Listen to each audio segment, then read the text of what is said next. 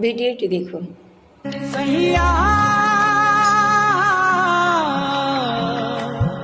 তাইলে কি আমগর কোনোদিন আর দেখা হইতো না?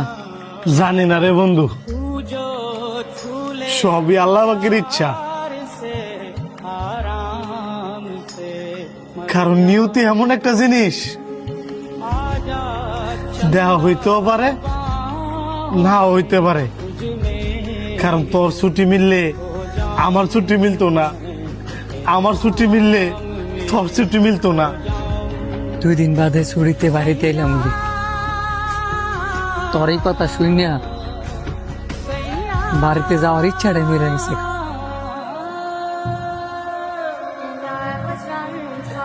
আরে বুকে তুই কি করছিস সব? আমি কি তোর একাই বন্ধু? তোর তো আরো বন্ধু বান্ধব আছে, ফ্যামিলি আছে।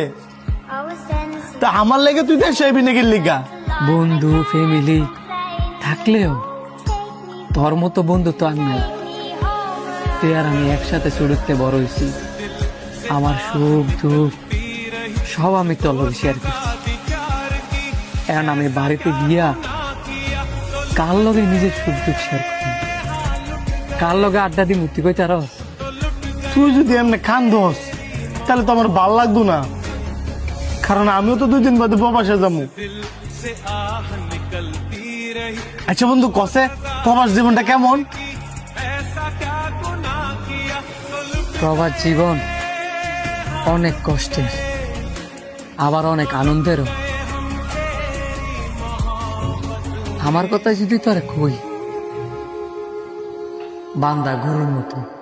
বান্দা গরুর মতো? কি কস? গরুর মালিক দেওস না, গরুরে ঘাস খাওয়াবার লেগে ক্ষেতের মাঝখানে খোঁড়া দেই, ঝড় নাই বৃষ্টি নাই, গরুর কিন্তু বান্ধা অবস্থায় ওই জায়গাতে থাকে, লড়ার কোন সুযোগ নেই। সন্ধ্যা হইলে মালিক আসে, তারপর গরুরে নিয়ে যায়। তেমন একটা প্রবাসীর ক্ষেত্রে বাস দিয়ে একটা জায়গার মধ্যে নামাই দেওয়া যায়, রোদ নাই বৃষ্টি নাই, তার ওই জায়গায় কাজ করা লাগে। আবার যখন দিন শেষ হয় তখন বাস এসে তারা রুমে নিয়ে যায়। এইভাবেই চলে একটা প্রবাসীর জীবন। প্রবাস জীবন এত কষ্টের? সবাই তো আর কষ্ট করে না রে, যার কপালে আছে কষ্ট এত কষ্ট করবই। আর যার কপাল বালা এর তো ভালো হইত। আচ্ছা বন্ধু তুই থাক, আমি তোর পরে ফোন দিব না।